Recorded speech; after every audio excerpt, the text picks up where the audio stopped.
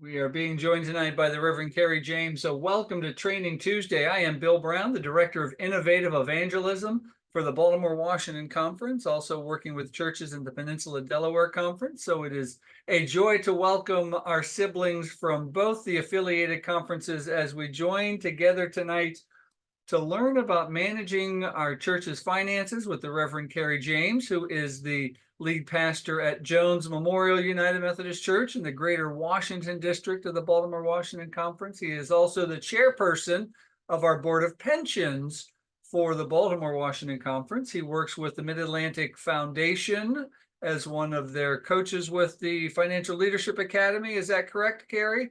I'm trying to make sure I get all of those descriptors of all of the things that you do in the area of finance. I say all of that because Cary does know what he's talking about tonight. So a couple of technical points we need to go over. If you have questions for Reverend James, please use the Q&A feature.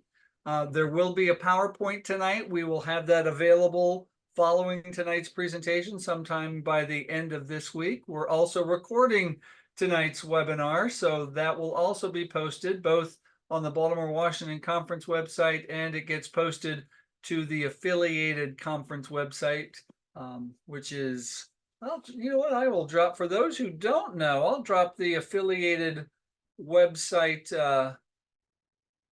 website address in the chat so you all can see. Of course, you know, you get to be a certain age and print gets to be a little small, and so the Director of Innovative Evangelism has to put on his glasses.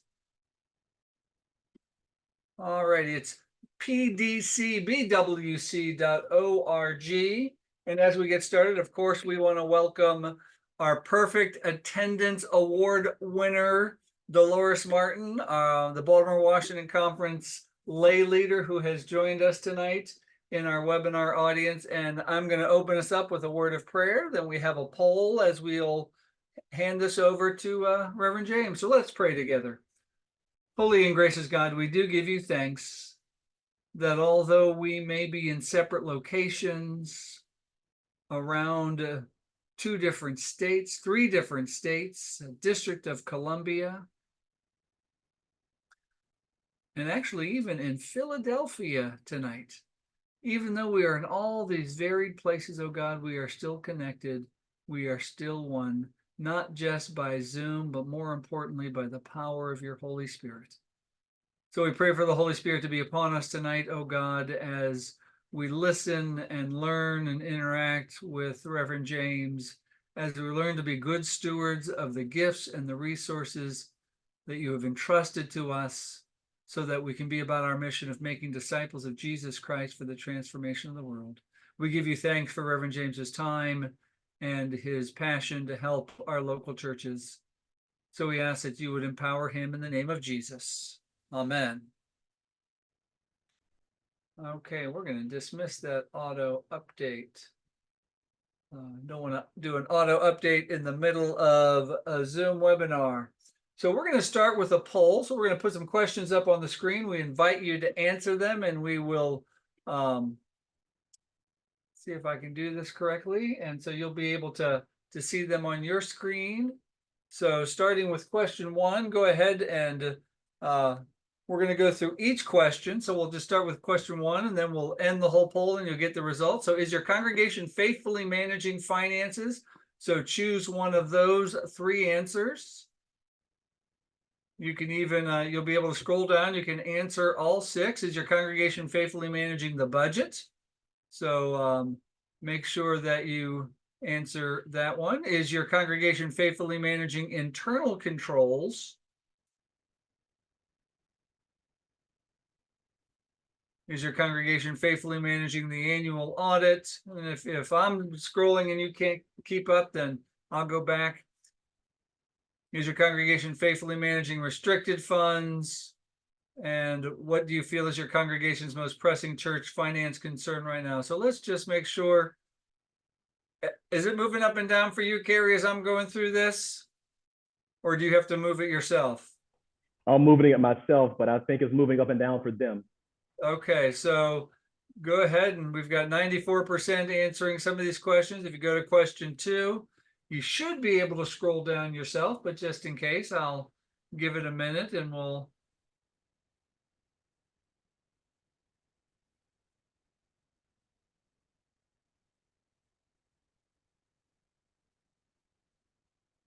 By the looks of it, I think you all are being able to move it yourselves, because I'm not down to questions and those polls are populating. So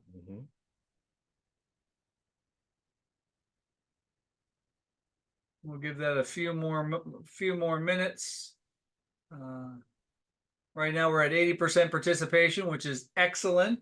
So if you're able to take a minute to answer those questions. And as we are going through that, if you do have a question tonight, as Reverend James is going through his presentation, you can put those questions in the Q&A, and we will try to get to as many of those questions as we can.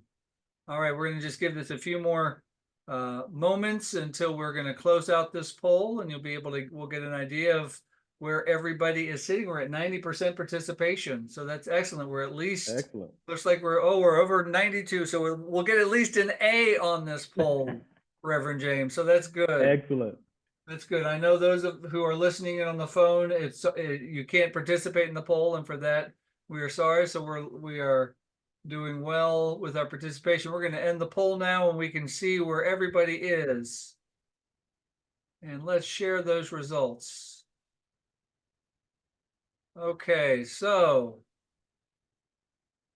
a majority of you are faithfully managing your finances. For those who aren't sure, hopefully tonight you'll be able to get some of the questions answered, or at least know what to ask to see if your church is faithfully managing your finance.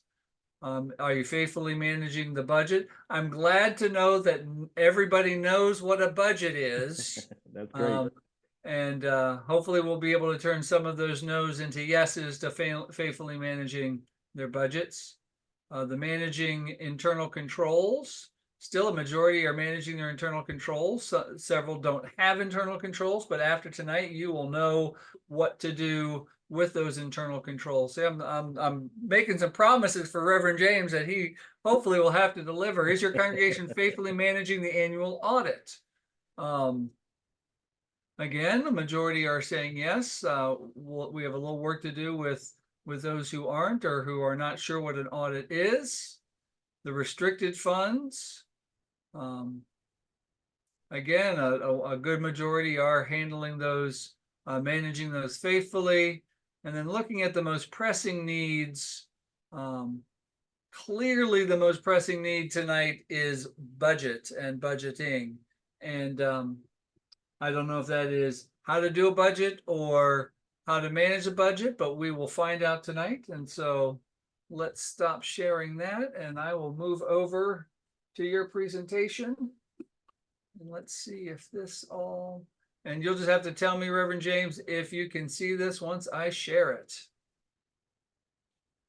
Yes, Reverend Brown, I can see it. Thank you for the introduction, and thank you for this opportunity to share on Training Tuesday. Wonderful.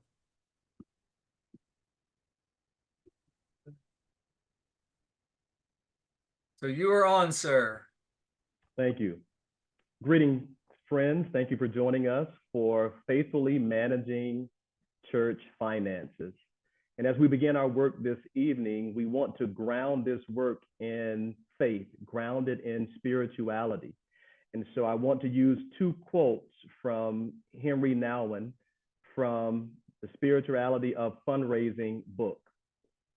Fundraising is proclaiming what we believe in such a way that we offer other people an opportunity to participate with us in our vision and mission.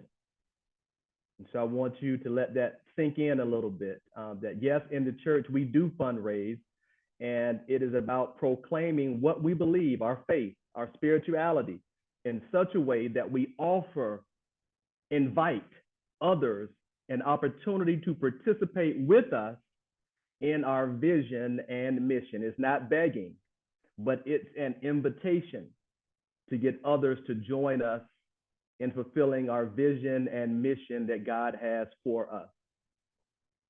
The second quote is, we are inviting you to invest yourself through the resources that God has given you, your energy, your prayers, and your money in this work to which God has called us.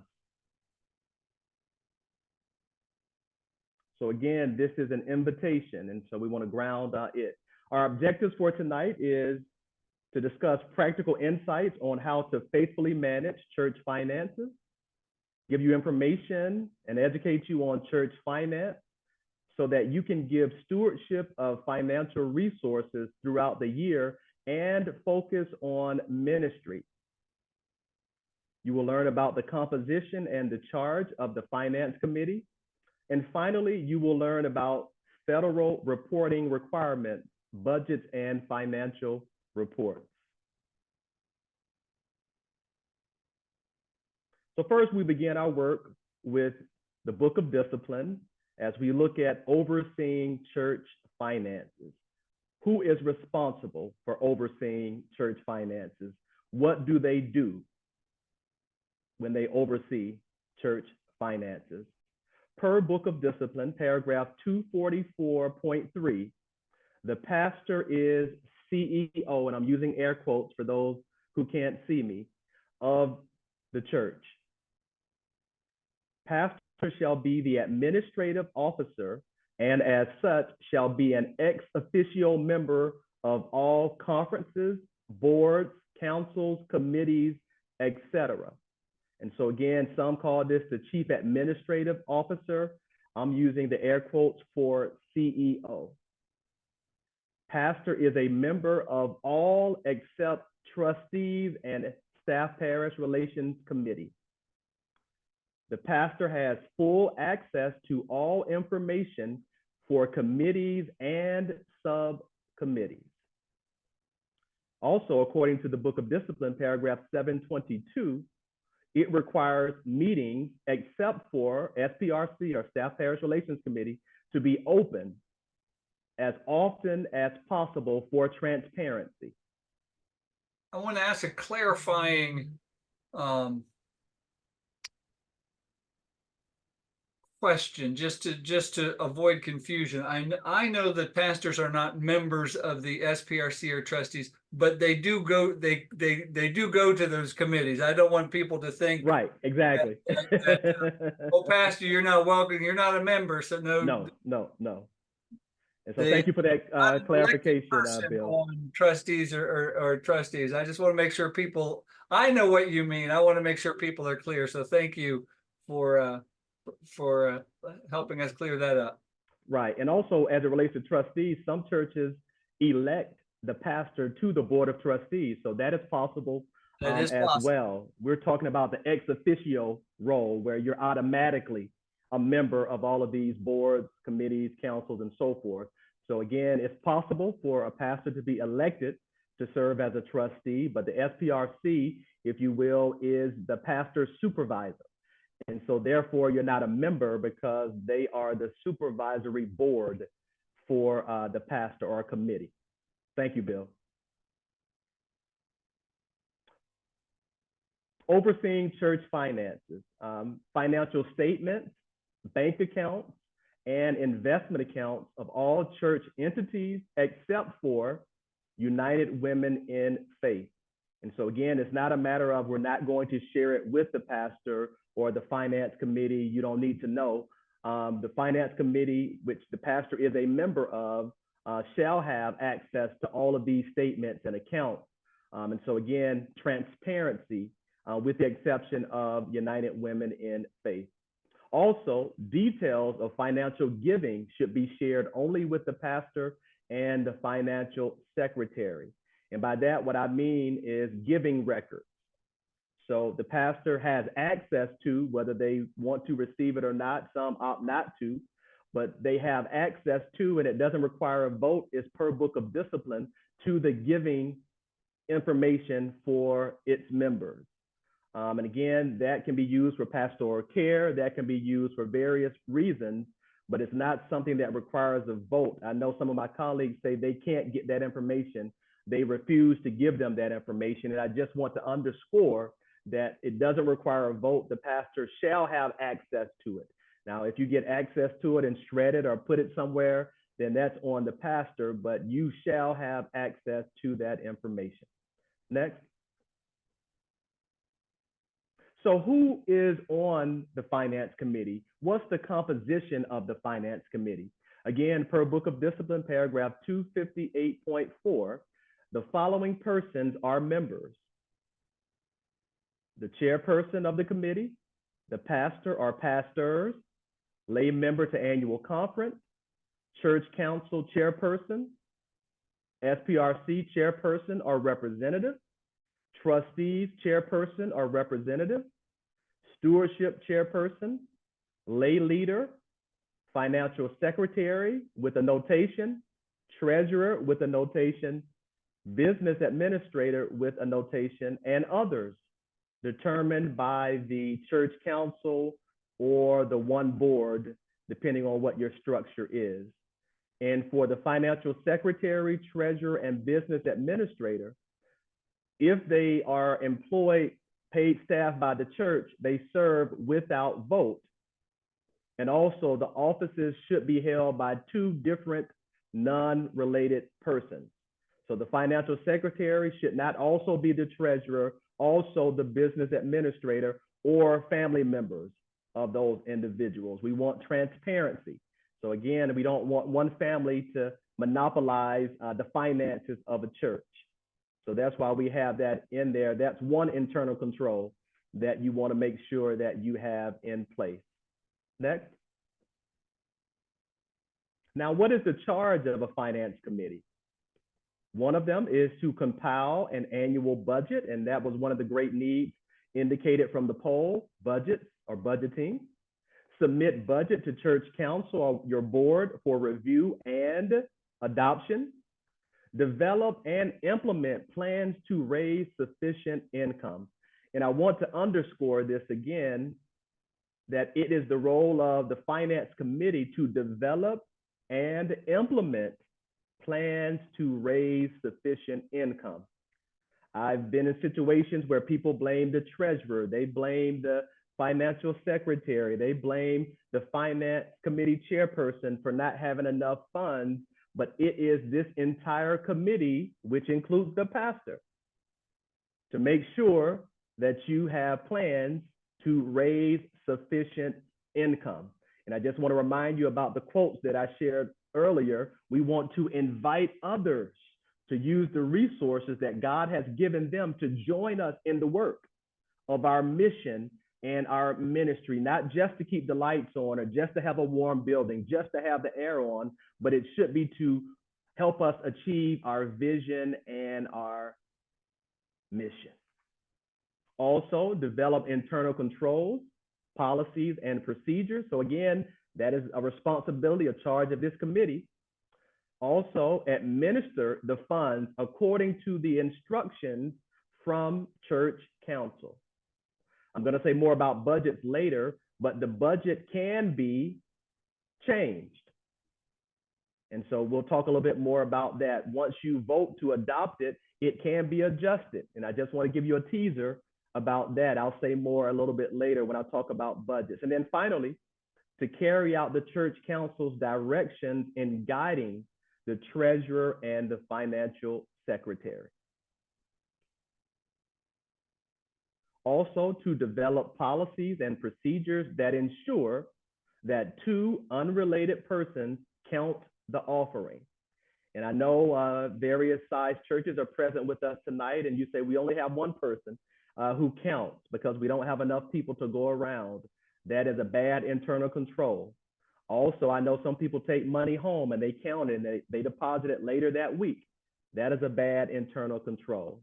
Some people have ushers or whatever you want to call them that collect the money during the worship service, and many of us are doing online giving, and one person walks it over to wherever they count it. That is a bad internal control. You want to have at least two unrelated people doing that. You also want to give a record of the funds received to treasurer and finance committee. Promptly deposit funds within 24 hours or 2 business days or something to that effect, not weeks. I've heard stories where people have held on to checks for 2 and 3 months.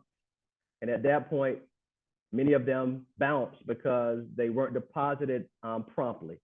So you want to have the proper internal controls to deposit the funds. Keep records of contributions and payments, and that is posted by the financial secretary. What are internal controls? Some of you indicated you did not know what they were. And again, some of you are doing well with internal controls, so great. But essentially, an internal control is a system of checks and balances necessary to protect the church from intentional or unintentional acts that could cause a loss of the church's financial assets, or that could result in misreporting of the church's financial information. And so again, yes, I know Sister Betsy has been counting for 50 years by herself, and we trust Sister Betsy. But again, we want to have internal controls so that we don't have an intentional or unintentional act by Sister Betty. And so again, you want to make sure you have these internal controls of at least 2 people who are unrelated in policies and procedures and so forth. Just want to give you a few items that as the finance committee, you should be reviewing this financial information regularly. In some cases, monthly, some cases quarterly, some cases annually, but definitely you want to review this regularly. First, the church budget. You want to review that. What is actual versus the budget? So you want to be reviewing that information to see if you're over or under with the budget. Monthly financials, comparison to the budget. List of funds, restricted funds, designated funds. How are you using those? Are you honoring the wishes of those who have given restricted funds? Have you properly designated funds? What are you doing with those funds? So you want to review that information on a regular basis. List of bank accounts, investment accounts, and loan statements. Monthly bank statements and reconciliation. Result of last year's audit. And yes, we should be getting an audit every year. I'll say more about that later. And so again, we should be getting audits every year, and you should be reviewing them as well. And then quarterly IRS form 941, the record of monthly tax deposits paid to IRS. Reverend Brown, I've done some coaching of congregations and found out that in some cases, churches are withholding these taxes for the clergy, but they're not sending them in, paying the IRS. And I just want to say that is illegal. You cannot do that. And so again, that's why you want to review and make sure that it is happening, that the money that is being withheld from clergy is not being spent on bills or whatever else.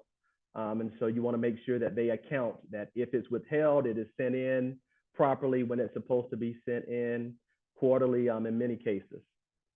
Next. So a few people were unsure about designated versus restricted funds. And so this is just a brief understanding of the two, or distinction between the two. Designated fund is created through a committee vote. It's internal. The church, the committee designates the fund, and many times it's unused budget. But a restricted fund is a donor stated purpose of the gift. I give you $10,000 to start a scholarship fund, and it's restricted to only being used for scholarships. So as the donor, I'm giving it to Reverend Brown's church, and I'm giving the restriction that it can only be used for scholarship, not the music, not the youth, not altar flowers, not the general budget, but only for a scholarship. So the donor restricts, but the church or the committee designates. And so those are distinctions between these two types of funds. Again, if you got unrestricted funds, that's the best type of fund to get because you don't have restrictions on it only being used for a scholarship. But if it is restricted, you have to honor the wish of the donor. Next. So just some reflection questions. We're not going to go over these, but just to kind of give you some idea of what we just talked about. How do you or your church oversee church finances? Do you know who are the members of your finance committee? Do you know what each church member gives if you're the pastor or the financial secretary? Do you receive weekly or monthly financial statements? So just something to reflect and take back to your local church and work on these questions and see how you do as a finance committee. Next. So here are some tips to maximize tax benefits for ministers. The first one is housing allowance. And the conference, we recommend a minimum housing allowance, but that doesn't necessarily mean that is all that can be excluded in a housing allowance. In this area, we know that housing is expensive. So potentially a pastor could, if it is justified by expenses, designate 100% of their salary as housing allowance. And it's not something the church can say, no, you shouldn't do that. Again, you're not paying them more, they're just excluding it from taxes to pay for housing, which is legal. And again, in my coaching and working with congregations, some of them feel they're paying the pastor more. But what you're doing is you're helping them to maximize tax benefits. So they don't get more, they pay less taxes. So again, what we recommend for annual conference is the minimum. It can be more than that. Personally, mine is more than that because it costs so much in this area. But it has to be documented in advance, and it has to be approved by the council or the board. Number two, accountable reimbursement. And so basically what that is there are receipts submitted, there's accounting submitted, generally within 60 days, and if valid, it isn't considered income. So again, if you set up an accountable reimbursement account for your minister, your pastor, then they don't have to pay taxes on that as long as they account for it. So you're helping them maximize tax benefits. Again, it doesn't cost the church anymore. Some churches, I found out, Reverend Brown, that they have an unaccountable system where they give the pastor a certain amount. I apologize on all of this. No worries. There it is. There they give the pastor a certain amount, let's say $1,000 or $2,000, no questions asked, and you spend it like you wish. Don't send us anything. Don't give us anything. You just spend it. And so this is considered income and needs to be reported as such on your W-2. Therefore, we don't recommend it because they have to pay taxes on it. So we want to maximize tax benefits, not incur taxes. And then third, flexible spending account.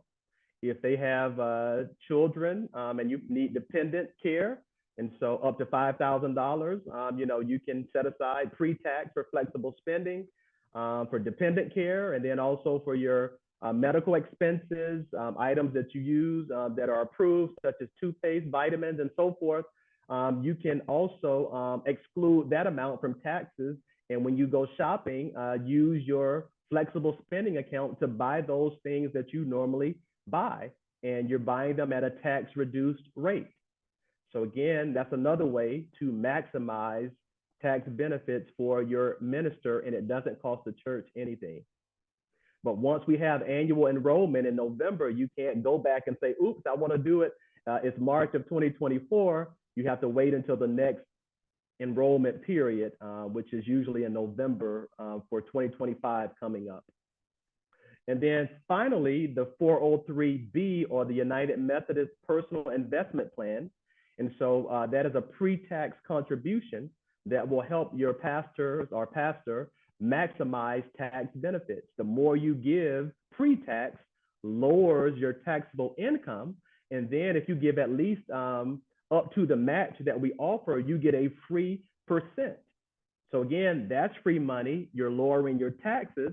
So every minister in our affiliated conferences should be at least contributing to receive the match. And sadly to say, we're about at 3/4, 75%. And I'm encouraging you for the other 25 to at least contribute to the match, so you don't throw away or give away that 1% free money that we offer to you. Next. So now, because we are nonprofits and we have a nonprofit status, and those who give to us, if we properly account for it, they get a tax write-off or a tax benefit. But we do have some federal reporting requirements as churches, as nonprofits. Number one, we have to comply with federal payroll tax reporting. And that's what I mentioned earlier, that if you're withholding, you need to make sure that you're sending it in, that you're paying it. Withholding is one thing, but you have to pay. And I just want to say, if you can afford, hire a payroll company. They will make your life smoother. And so again, they will do all of the work and take the guesswork out. They will withhold it, they will send it in, and you won't be in trouble. My own personal testimony, if I had more time tonight, I would share that my money that was being withheld in an earlier appointment in my career never made it to the IRS, never made it to Westpac. And so when I got my statement, I said, wait a minute, I'm contributing. Why is it showing zeros all these quarters? Because they were withholding it and they were spending it on the budget, which is illegal. So if anybody is doing that, don't do what they did to me. Make sure you comply with the federal reporting requirements. And then Form I-9, Employment Eligibility Verification. And so this is something that you need new hires to complete. And so it's required by the IRS to make sure that they are eligible to be an employee in the United States. And so make sure that you do that and comply with the requirement. And then third, this is one a lot of people don't know about, is annual certification on racial non-discrimination. Many of our churches, I would dare say over 50%, Reverend Brown, have a school, operate a school, supervise or control a private school or daycare. And so if that is you, you must file Form 5578 by the 15th day of the 5th month following the end of their fiscal year. Many of us follow the calendar year, so May 15th is when you need to have this form filed by if you operate, supervise, or control a private school or daycare. So again, make sure you're in compliance with the IRS and get that form submitted. And then the final one is charitable contribution substantiation rule. Say that 3 times, right? Next. And so what that is that cash or property of $250 or more by either bank record or a written communication from church showing name of church, date of contribution, and amount. Now to the donor, you're also required to give a written substantiation, which must include the name of the church, the donor, the date, the amount, and then this statement, no goods or services were provided by your church in return for contribution. A lot of churches just give a statement at the end of the year, you gave $10,000. That's not sufficient. And so you want to make sure that you are complying with this substantiation rule by the IRS, because if they're audited and you don't do it properly, guess what? That is not a charitable donation. Donors will not be allowed a tax deduction unless they receive a correctly written acknowledgment. And I can't underscore that enough. Make sure that you correctly do it for your donors. They're giving to the church, the vision and ministry of the church, and you want to make sure that if they choose to get a deduction, that you're not the reason they don't receive a tax deduction. Next. So here are 7 questions that I encourage all of us to ask about church finances. Number 1, how much money did we start with in January? Some of us, we zero it out, so we start with 0. Others carry over reserves and so forth. investment accounts and all of that. But what is the baseline in January 1 or whatever your fiscal year may be? How much money did we start with? Number two, how much money did we receive? So we're almost ending the first quarter of the year. How much money have we received in January, in February, in March, in the first quarter? So if we started with zero and we received 100,000 in the first quarter, the first 2 months, then that's how much we have received. Now, number three, what is the intended use? Is it designated? Is it undesignated? Is it restricted or is it unrestricted? So what is the intended use? So again, the donor is the one who restricts.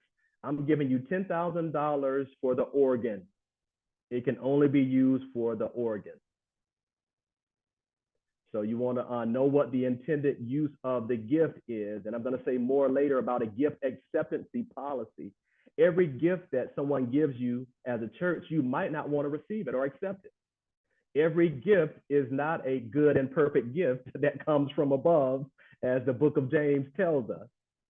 For example, one church received property and they didn't do an environmental assessment, and the property used to be a gas station. And guess what? As soon as they accepted the gift, the EPA came and declared it a Superfund site, meaning it has hazardous waste. And now the church was responsible for the cleanup. So they didn't do due diligence to have that engineering review done before they accepted the gift. All property is not a good gift. All gifts are not good gifts. So you want to make sure that you have a gift acceptance policy to ensure that you let people know that we're not accepting everything. Some things we don't accept. And so we can help you set that up if you don't have one. And then how much did we spend? What did we start with? What did we receive? What's the intended use? Now, how much did we spend so far in the first 2 months of the year? Not only how much did we spend, where did the money go? What did we spend it on? I've heard somebody say, we are paying our bills, but what they really meant was we're paying half of our bills. We're paying something. And so that is a misleading statement for someone to say we're paying all of our bills if you're only paying half of your bills, in the sense of you're only paying half of the amount. So the question is not, are you paying them, but where did the money go? Did you pay 100% of the bill for all of the bills? And so you need to ask those questions. How much money do we have left? So after we got it, we spent it, where did it go? Do we have anything left? How much do we have left? And then at this point in time, March, mid-March, end of March, how are we doing? Are we over or under our actual versus our budget? And so we want to ask those questions about church finances. And so if you ask these 7 questions on a regular basis, it will help you gain an understanding of the financial health of your congregation and where you stand at a given point in time. Next. So now we got some questions are based on the poll. Some people wanted more information about budgets. And so I want to give you 5 goals of church budgets. Number 1 is you want to make it clear. Budgets should be clear enough that church members can understand them. So again, be clear. Number 2, make it correct. Budgets should be analyzed monthly, as I mentioned earlier. And so there is a time where you may need to adjust it. We thought we were going to be here in February, but we're not. So let's make a budget adjustment. So you can correct it, you can adjust it if you're watching or analyzing it monthly. Make it complete. Budget should cover every facet of the church stewardship. So you want to make sure that you're covering everything. We know United Women in Faith have their own separate accounts. And even though others may have their own separate accounts, then we need to know and account for those accounts, all with the exception of United Women in Faith. And then you want to make it concise. Budgets should avoid clutter and be organized logically. making it easier to work with. I've seen some budgets that are 14 pages long, not concise, very confusing. And I got overload and just put it down because it was just too much information. And so again, you want to make it concise. It's not a financial report. And so you want to make it concise. And then the final thing is make it compelling. As Henry Nouwen said, invite others to join us in this work that God has called us to do. Not begging for money, not begging to keep the lights on, but we should give people a compelling reason for spending, saving, and receiving so that we can fulfill God's mission for our congregation. What are we doing when the lights are on? What are we doing when the heat is on? What are we doing when the air is on? So not just to keep them on, but are we fulfilling our mission when we're inside or outside at our location? And then you want to use a ministry-based budget that shows ministry, not money. So again, not just a line item budget that just shows percentages, but what ministry are you accomplishing? Not just the money, but what ministry are you accomplishing? So again, you want to talk about ministry and not money. And that's what Henry Nouwen was talking about. Invite people to join ministry, the vision, the mission, and not just about money. Next. What are the purposes of budgets? Budgets are just a tool. At the end of the day, it's a tool like various tools. I'm a at-home auto mechanic, and so I've learned to work on cars with my family. We used to rebuild engines when I grew up as a child, and so I have tools and all of that. But a tool is just a tool. It helps me to accomplish things. And so budgets are tools to accomplish what God has called your congregation to do. Do you remind people that God has called us to do this? Join us in our mission, join us in our vision. And if you do that, then again, people will give to that. But the budget is just a tool to help you accomplish what God has called your congregation to do. And then budgets show the allocation of resources. Some of you have a $100,000 budget, some of you have $1 million budget. And so it just shows the allocation of resources. Some cases you may be able to do more with 100,000 than somebody can do with $1 million. You know, so again, it just shows allocation of resources. Budgets are used to authorize an action. I learned this the hard way from my mother growing up as a single parent of a son who played football for 14 years. When I would ask for something, my mother would tell me if she didn't have the money that it's not in the budget. So therefore, I can't get it now. And so she understood that the budget authorized an action. And if the money wasn't in the budget, then now is not the time to get it. Let's save, let's do whatever to get more money in the budget. And then when the money is in the budget, that's the time to get it. And so she taught me in my own household about how budgets authorize an action. And we live in a consumer-driven society where we just go and get whatever we want with credit and consumer debt, and we worry about it later. But we don't want the church to operate that way. The budget is used to authorize action. Also, budgets provide boundaries and benchmarks. And so for youth ministry, you have $15,000 to do ministry for the year. We're giving you boundaries. We're giving you benchmarks. So don't go plan a ski trip that's $35,000 when the benchmark and the boundary is $15,000 for the whole year. So again, it gives the benchmarks, the boundaries, the parameters of how you should operate. And then budgets show what each ministry will accomplish. In 2024, we will accomplish these things. We will have a prayer breakfast for our United Methodist men. We will have 25 youth go to West River for summer camp. We will have our 160th church anniversary. We will have. So again, it shows what we will accomplish in the coming year. And then budgets are tools that help financial leaders. We can do projections. Last year in January, where were we? 5 years ago in January, how was our spending? Again, we can do analysis, predictions, projections with budgets of multiple years. And so they are helpful tools for financial leaders. And just a reminder, we see questions coming in. If you have questions, go ahead and use the QA function, and you can put those questions in about 15 minutes or so, I'll start answering questions. So go ahead and get those in. Next. Even though budgets are tools, even though they do all of those things, they have a purpose, budgets also have limitations. Budgets don't motivate the majority of people to give. I've never been at a church conference when a church talks about their budget and presents their budget to be adopted, that hallelujah, because we have a budget, I am motivated to give.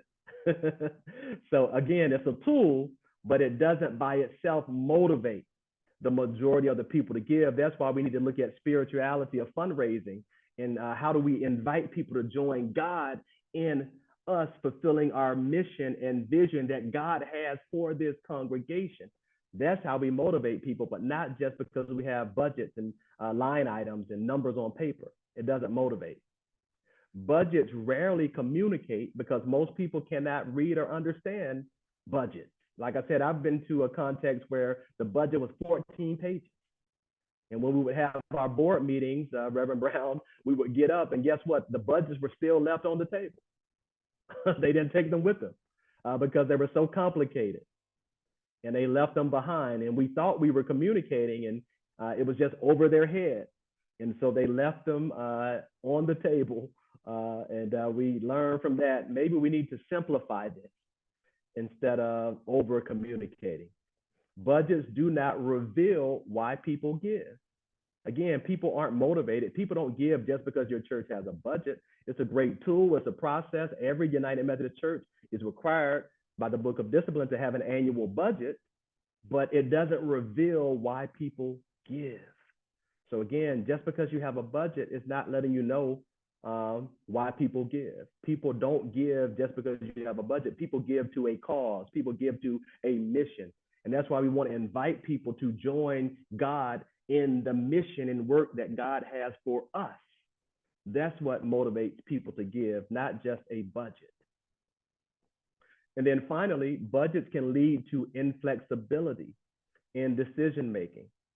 And so, for example, if one ministry is doing great ministry and they have used all of their budget in the first 9 months of the year, and you have another ministry, they're not doing as well, and they haven't done the things they said they were going to do, instead of giving the other ministry who's making disciples and reaching people and so forth more money, adjusting the budget, we say, no, we can't give you any more because they have 10,000 assigned to them, even though they're not doing anything with it. So again, we become inflexible with our decision making if we just hold to the letter of the law with the budget. In some cases, again, it needs to be adjusted so we can do more ministry in the fruitful areas of the church and not just give money to people or ministries or committees who aren't bearing fruit. So we don't want to be in that situation where we become inflexible. Next. So now I want to talk a little bit about balanced budgets versus positive cash flow. A balanced budget refers to a budget in which revenues are equal to expenditures and neither deficit or surplus exists. Positive cash flow, however, is where the cash inflows during a period are higher than the cash outflows. So more money is coming in than is going out. Positive. Negative cash flow, more is going out than is coming in. And so although something is budgeted, there may not be cash flow to make the expenditure. So summertime usually is a lean time for many congregations because people travel, vacations, and so forth. So if you don't have reserves, that may not be the time for you to do big spending in the summer. So it's the same as having checks, but no money in the bank, overdraft or bouncing checks. So you write a check for $10 for a meal, and you don't have enough money to cover it, and so you have insufficient funds. Now the restaurant charges you $25 for insufficient funds, and your bank charges you $25 for insufficient funds. And now this meal that was $10 becomes $60 because you did not have positive cash flow. So balanced budgets are great, but you want to make sure that you're spending when you have the positive cash flow to spend. And you don't necessarily have it every month necessarily. So you want to make sure that you are aware of the cash flow. Most churches get most of its money in the last quarter of the year. So we just came out of that last quarter. And that's when many churches get most of their income. A cash flow statement simply determines how much income you have left over after all of your fixed and variable expenses. Next. Some of you receive a balance sheet. Again, every church does not, and you don't necessarily need it. It's just a financial report. And so, but when you look at the balance sheet, it shows you assets and liabilities for a period of time. And so here we see some of the assets that they have, pledges, land, building, investments, and so forth. We see liabilities, payroll, withholding. So again, there you go. They're withholding it, and they should be sending the payroll in. Deferred revenue and other things. You also see types of funds: unrestricted, temporarily restricted, permanently restricted, and so forth. So this balance sheet gives you a snapshot of your assets and liabilities for a period in time. And so I just want to give you a picture of this, because I know all churches don't receive balance sheets, but just so you'll know the language, you'll know what it is. Next. And then here you have a statement of revenue and expense, called various names depending on the industry. And so here you have a sample statement of revenue and expenses. And when you look at expensive, this is a program budget. You can see for worship, the general fund has about $100,000 allocated, education, $10,000, care and fellowship, $10,000, evangelism, and so forth and so on. Based on all of the programs, you see what is allocated there. You see the restricted funds, you see the plant funds, endowment funds, total of all funds. And so this gives you that statement of revenue and expense. Again, this is just another type of financial report. Everyone doesn't get it, but I just wanted to show it to you so you would be aware if you see it. Next. So now, as we wrap up a little bit and open it up for Q&A, we want to look at budget categories. And again, this isn't exhaustive, but just to give you an idea of budget categories. On the income side, tithes, offerings, investment earnings, rentals, leases, seminars, concerts, other fundraisers are typical income categories. And then on the expenses side, salaries, property, facilities, utilities, insurance, programs, worship, mission shares. And so again, that's where you capture all of those things for expenses. And again, whatever other budget categories you may have, this is not an exhaustive list. Next. So there are various types of budgets. The zero-based budget annually reduces budget to zero, making it necessary for every department or ministry to evaluate and to justify all financial needs for the coming year. We go back to zero.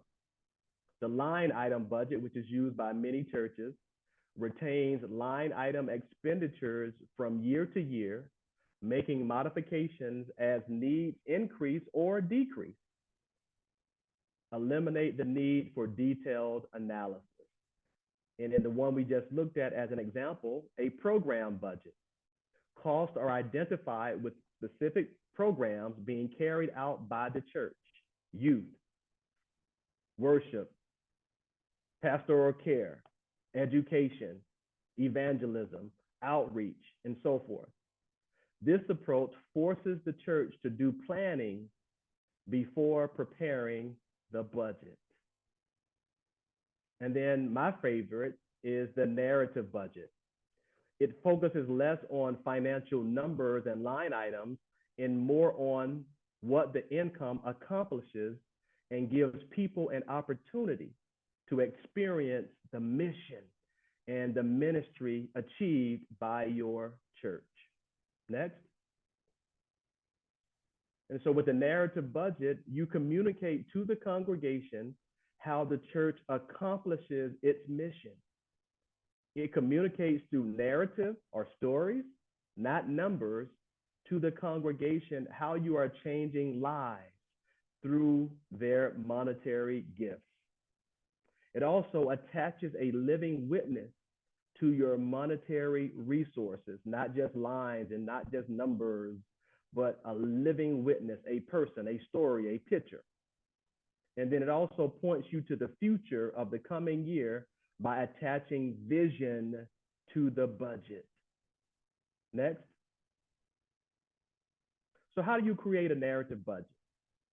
You do need a line item budget so you don't get rid of it. You need some type of spreadsheet, Excel or others. You need a Word document or some type of document editor. And then you need creative stories. Reverend Brown, the most challenging or the most difficult one for churches to come up with, some churches, is number 4, creative stories. And so again, we want to make sure that we capture the stories, the ministries that we're doing, the lives that we're changing, and get permission, of course. When you take pictures and all of those things, you want to make sure that you get permission, but capture the stories, get people to do testimonials. I'm huge on testimonials. How did this event transform you? Why did you come to this event? Well, I came for X, Y, and Z, and you capture that and you share that testimonial. And we don't do enough of that. So I encourage you, be creative, get the stories from the people that you're serving. Next. So you select a ministry category: worship, evangelism, discipleship, fellowship, ministry are our examples here. Next. And then you assign a percentage to the column. So you create a column for each category. You format the cells as percentages, and then you distribute the operational cost by percentages or by percentage of time across all the categories. And then you distribute percentage of line items into category columns. Next. So for example, as the pastor, the pastoral ministry percentage is 30% of the time is in worship, 20% discipleship, 20% evangelism, 20% ministry, 10% fellowship. So the pastor's salary is not in a line item budget for pastoral salary or administrative staff or whatever. It's spread out throughout worship, throughout discipleship, throughout evangelism, throughout ministry, and throughout fellowship, because that's what the pastor is being paid to do. And that's where you see it come across in the narrative budget instead of looking at $75,000 on a line for administrative staff. Next. Here is an example of a narrative budget, very basic. And so you see, for example, the copier is being used 50% of the time for worship, 10% of the time for education, 10% of the time for congregational care, 20% of the time for mission, 10% for fellowship, but the cost is $1,150, but you allocate that toward these categories. And then we go down to snow removal, trash, all of that. And then you go down to administrative staff. And so again, it is spread out across the various categories. The pastor, the $72,500, 30% in worship, 15% education, 25% congregational care, 15% missions, and then 15% fellowship. So that $72,500 is spread out across these categories. and it's helping to accomplish worship, preaching on Sunday, teaching on Sunday, leading worship, education, teaching, small groups, congregational care, visiting the sick, funerals, weddings, all of that type of ministry, and then missions, and then fellowship, spread out across the categories. So again, you're telling the story, the narrative about what the pastor is doing, about how the copier is being used, and all of these things are spread out so that they show the story. Next. And then here is just a basic example as we wrap up and get ready for Q&A of a narrative budget. As you can see, not that difficult to do. And I went with this easy one because I just want to show you that it's easy to do. It's not as difficult as people think. And so here for this particular church, you see their line item budget on the left. And then on the right, you see worship ministry is 33.5% of the budget. Another way to say that, it is 33 or 34 cents of the dollar. So for every dollar someone gives to the church, 34 cents goes to worship. Isn't that better than looking at the line item budget? For every dollar we get, 26 cents goes to learning or education ministry. For every dollar that we receive, 17 cents goes to our caring ministry. And then finally, every dollar we get, 24 cents goes to our outreach ministry. And then on the right, you see pictures of worship, pictures of education, youth ministry, and then you see pictures of caring ministry, one of their support groups. And then finally, you see an event, a reaching out event, reaching out in the community. So look at these pictures, look at these stories. They're telling the story of the church as opposed to just the line item. So I just want to encourage you to, if you don't have a narrative budget, to start navigating to a narrative budget and start telling the stories, the creative stories, and sharing pictures and testimonials, and let people know what the money is accomplishing. And so, for example, we took a group of young people on a mission trip. And the Sunday we got back, we all had on our t-shirts and we stood up and we thanked the congregation that the $7,000 they gave us to go on the mission trip, we were able to build 5 Habitat for Humanity houses. We were able to do this. We were able to do that. We were able to do X, Y, and Z. And we got to know each other better as a youth group. And we love doing ministry and helping others. Thank you for giving us the $7,000 to do it. This is where your $7,000 went. And guess what? The next year, it doubled to $14,000 for our youth to go on 2 mission trips because they came back and they shared the story. And people saw them in person, what they were able to accomplish with 7. And we didn't have to beg them to give us more. They just gave more because we told the story. So I know I have a whole lot more left, Bill, but I'm going to stop here, take some questions, and then if we have more time, I'll hit the last 4 slides. Well, and the good news is people have access to these. Like Cary, thank you so much. I've used narrative budgets. That's an excellent explanation. If I could just throw in one of the most powerful things I started doing at the last church I served is every time we announced the offering, that it was offering time, whether or not, I know some churches have stopped collecting offering as a result of COVID, but they still lift up that an offering is being taken. We did an offering story every week. It was either myself or one of the other staff members or someone from the church would tell a story of how the giving was making a difference in the lives of people in our church and in our community. And it was just a simple story before people were to give their offering, and it made all the difference. So people were, again, I love how you put that. It's about the story. Stories motivate people. A phrase we like to use. I hear our bishop use it often. Money follows mission. Money follows ministry.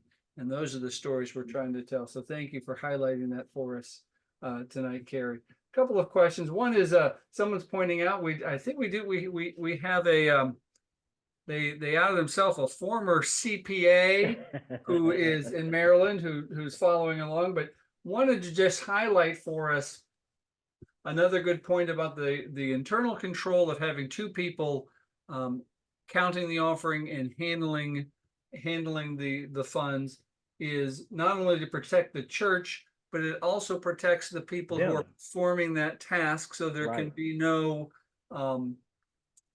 insinuendos or no false accusations, because we Right. have witnesses who are observing what they're doing. So it's also to protect those who are Yes. performing the task. So a couple of questions that come in. Somebody's asking about fundraising, and as their church is doing fundraising, at what dollar amount would a church be required to pay taxes on the funds they received, on the funds that they raised? Do you have any insight into that? Now, when I mention taxes here, I'm talking about payroll taxes. Okay. So I'm not talking about a threshold of incurring taxes where you have to pay taxes on the money received. So again, just for clarification, if I'm understanding the question correctly, you don't have to pay taxes on the money raised, Well, but if you have staff, I think they're asking if it's not Sunday morning offering. So perhaps if it is a fundraising effort, like a dinner or a thrift shop or some other type of fundraising that is not donation based. mhm. Does a church have to pay taxes at a certain percentage, or can I give you an out that may be beyond your particular area of expertise, and perhaps they should contact their annual conference treasurer? Well, they can do that as well. And so Okay. now I'm saying if that's what they're referring to, that if you're selling items, for example, if you're selling dinners and all of those types of things, then that's called unrelated business income, UBI. And so if that's what I understand you to ask, then yes, once you get over $600 of UBI, unrelated business income, then you do have to pay taxes on that. So again, if you're selling things and doing those types of things as a nonprofit, just realize you have to pay taxes on that. Some churches have a parking lot for pay. And so they know that they're going to have to pay taxes on that. That's unrelated business income. Doesn't mean you shouldn't do it, but you just should be aware that you're going to have to pay taxes on that income. So again, there is a threshold, very low threshold. So if you're doing those types of things, some churches in our affiliated conferences are thinking about doing charging stations. So again, that's going to be unrelated business income that taxes will have to be paid on it. But again, that doesn't mean you shouldn't do it. Just make sure you pay the taxes on it. Great question. Thank you. Thank you. Somebody's asking you gave a lot of information for our churches that are providing a housing allowance and how that has to Right. be reported. If a church still has a parsonage, are there any reporting requirements for taxes if a pastor is living in a parsonage? If a pastor is living in a parsonage, then the pastor should also do a housing exclusion for the stuff. And again, those who can see me, I'm doing air quotes, for the stuff that's on the inside. The IRS calls them furnishings. So the furnishings that go on the inside of the parsonage, then you should also do a housing allowance for that will reduce your taxes. And then when you live in a parsonage, you have to look at the fair rental value. And so and you have to choose the lowest of the three, fair market value, fair rental value, and determine what that number is. But again, it doesn't preclude you as the minister living in there from also doing a housing allowance to furnish and all the things that are going on the inside of it. So that's another great question. And so again, many of our churches do have parsonage. I think a few training Tuesdays ago, we talked about selling them or renting them or doing some other things. And so Reverend Brown, as the former chairperson of our trustee board, that some churches are moving in that direction. Yes. So again, there are some requirements for the IRS on that as well. So if you want to contact me to get more information, I can share that with you. But just you can Google the IRS and parsonages and housing allowance, and it spells it out for if you're in your own house or if you're in a church-sponsored parsonage, what you have to do.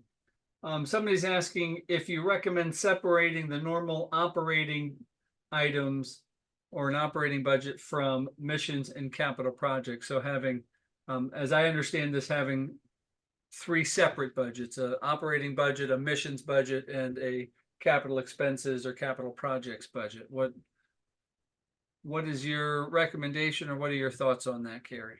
You don't necessarily have to separate them into three budgets if you account for them in the proper category. Certainly, I wouldn't separate operations and mission. You just highlight what they are: missions as a category, operations as a category, and so forth. Capital campaigns or capital improvements are kind of a little different, in their purpose and so forth. So it's not something that you necessarily do every year, every month. So they have a little different, specificity to them. And so therefore, you want to make sure that you account, especially if you're doing capital campaigns and all of that income should be separated from operations and from missions, so that you're clear that if our goal is $100,000, we can account and show the people that we've raised $100,000 in this special, capital campaign. Do you have any best practices in relationship or associated with contribution statements? How often should you be sending them out? What are qualifying statements? Those kinds of things. I know you did have in the PowerPoint, and people will be able to have access to that, the no goods or services phrase that needs to be on the giving statements. But what are some other best practices in terms of statements? How often should churches be sending those out? And Bill, if you could scroll through that PowerPoint, it's right next to the toward the end, best practices. And after these questions, we can queue it up if we have time. But I'll answer the question here. I recommend quarterly. And the reason I do that is, for example, if you're doing pledges, and if I'm indicating I'm going to give $10,000 a year, and if you give me a giving statement in January of the following year, I can't go back to 2023 and give. But if you give me a quarterly statement in April, after the first 3 months of this year, this is what you pledged, or just this is what you gave, $10. Ooh, I only gave $10. Oh man, wow. I'm not generous at all. So let me get it together and let me give. So if you give it quarterly, it's good information for the donor, those who are giving to the church, and it also shows them what they have given or not given. So again, if that's too difficult, which I don't think it is, then certainly 6 months, every 6 months. But the best practice is quarterly. You want to get that information out to everyone. Somebody did, and this doesn't mean we're endorsing it, but one church uses the Apollos financial software system that has answered a lot of the questions, or at least provides answers to a lot of questions. I put that website for churches to check out on their own, but there are a number of online financial software systems for churches. So I just recommend you can Google those and use your do some due diligence in looking into those. One church is asking saying that they have a parsonage that they rent out because their pastor has their own housing. What are the implications of taxes on the church for renting out their parsonage? That rent is unrelated business income. So you have to pay taxes on it. So again, it doesn't mean you shouldn't do it. Just realize the tax implications on that. Because that is desired or designed for the pastor to be living in. And when you rent it out, and again, nothing wrong with it, just be aware that you're supposed to be paying taxes on that unrelated business income. Well, let's look at some of those. We've got a few minutes. Let's look at some of those best practices then, Cary. Let me. Okay, great. Thank you. Let me throw that up there. Here we go. And so here are some of the best practices, best church finance practices. So again, number one, internal controls. And as my friend, a CPA mentioned, not only does it protect the church, but it protects the individuals as well. And so I'm going to go ahead and say it here. As the pastor, I don't sign anything. Pastors should not be signing. So you should not be on checks, and you should not be signing, and you shouldn't be signing contracts, all of that. So again, you want to have the proper internal controls, policies and procedures written, not just in somebody's head. And you should analyze them every year. What are our written policies and procedures? You should rotate leaders often. We have a 3-year class system that many of us don't use. When I hear people being in positions for 30 years and perhaps they're causing problems, why are they still in a position for 30 years? That's 10 cycles. So you want to make sure that you rotate leaders often. Use the 3-year class and rotate people. Again, it brings new leadership to the table. Stewardship sermons and studies. And so I've done financial literacy. I've done saving grace. I've done stewardship sermons throughout the year. I try to do one stewardship sermon a month. And not just at the end of the year or the fall when we kind of traditionally did our stewardship campaigns, but I try to weave it in throughout the year. Narrative budgets, as we just mentioned. E-giving is a best practice. If you still collect offerings, put envelopes in the pews. And so you ask people to give, but you don't give them something to give in. So just that practice for those who are still using envelopes, place them in the pews for people to get so that they can put their money or check or whatever in there and, do that. Here's my favorite, thank you letters. Just write thank you letters. Thank you for your generosity. And for those at Jones United Methodist Church where I am, I thank people all the time for their generosity. Thank you. If I can add to that, Cary, particularly when somebody makes their very first gift to your church. That's right. The very first is so important. And if you do it well, that leads to a second, third, and recurring gift. Just a simple thank you letter or a card even, thank you. But again, Bill, that, assumes that when somebody's given the first gift, right?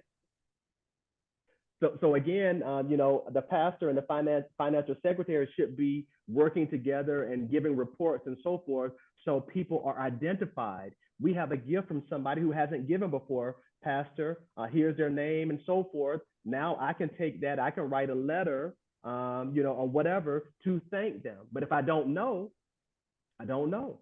Yep. So that's why it's so important for pastors to know that information, to have that information, not to just be nosy, but to thank people. And I had a situation where someone got laid off and they stopped giving, and I called to just check on them.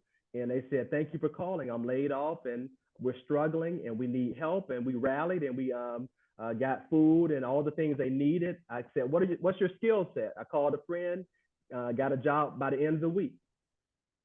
So again, it's pastoral care, it's ministry, and not just to be in your business. Capital campaigns is another best practice. Legacy giving, I have a statement in our bulletin, remember the church in your will. We don't do enough or talk about legacy giving enough. You've given in your life, but also give in your death. Remember the church in your will. Financial literacy classes, financial training for leaders. The Mid-Atlantic Foundation has the Financial Leadership Academy coming up next month. Great opportunity, 18-month program for clergy to learn best practices, learn about planned giving, legacy giving, all of these capital campaigns and things of that nature. Always learn more. Jesus talked more about money than salvation, than heaven or hell. So again, don't be afraid to talk about money. Quarterly statements, as I mentioned earlier. And then I think Reverend Brown mentioned it, offertory testimonials. If you still, do the offering, but share those stories during the testimonial. Get people to record, get people to share.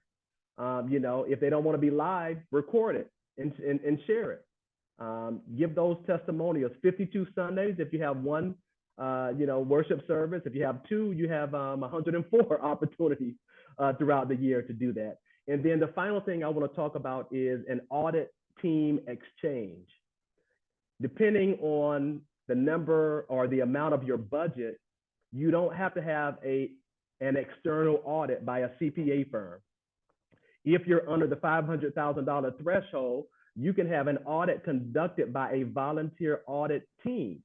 And one of the things that we're doing in our cluster is a team from one church goes over to church B and does their audit, and then church A sends over somebody and so again, someone from another church comes in to do our audit for us, following the audit checklist. So, and it's free. So don't think you have to pay a lot. Once you get above $1 million budget, then there are some more strict requirements. So again, you have to get them, every other year, and then once you get on up higher than that, you have to get them every year. But again, to whom more is giving, more is required, right? Now, a couple things have come in. Somebody wants to remind you that the Financial Leadership Academy is also open to laity. It is, yes, it is. Right. Thank you for that reminder. And so we want to encourage laity to attend. I believe last report I got, we have about 6 lay persons who are attending. So again, if you're laity tonight, and we know our perfect attendee here, our conference lay leader, my great friend, Sister Dolores is here. So we want to make sure that other laity who want to be a part of this can be a part of it. Because again, it's a partnership.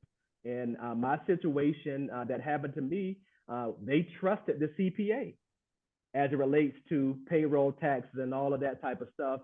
And the CPA didn't do what the CPA was supposed to do. So it wasn't a malintent, but I had to pay penalty, interest, and fees and all of that as well. So yes, laypersons are welcomed as well. And so if I have an opportunity, we can put that in the link or it's on the website. And so laity and clergy, you're welcome. We have about 12 slots left. So please, please, please, if you want to join us and learn more, all 12 of you. Someone's giving an idea for your next training Tuesday with me about having an audit committee training. So I said we'll look into that. We'll look at the calendar. Thanks. We'll try to drop some. Where would they find information about the Financial Academy? At the Mid-Atlantic Foundation page, or can you put the slide back up? Just any slide. Is it Mid-Atlantic Foundation? Yes. I'm gonna drop in the chat, everybody. If you look in the chat, and it's gonna be on the bottom of the slides as well, but you won't get those until the end of the week, probably. Mid-Atlantic Foundation.org, midatlanticfoundation.org. It's in the chat for everyone to be able to see. Now somebody's asking a question about selling a parsonage that's not being used.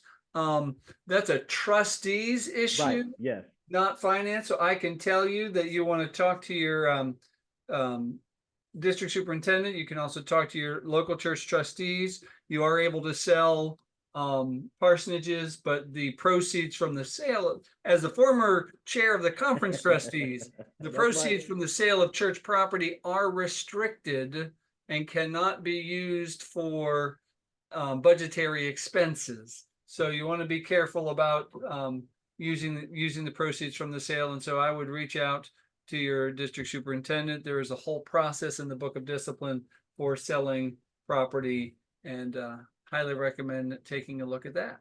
Yes.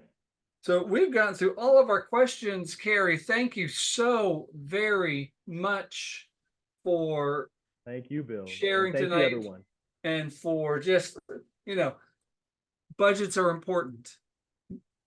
Budgets and money is about mission and ministry. So thank you for getting that point across in a way for us to understand.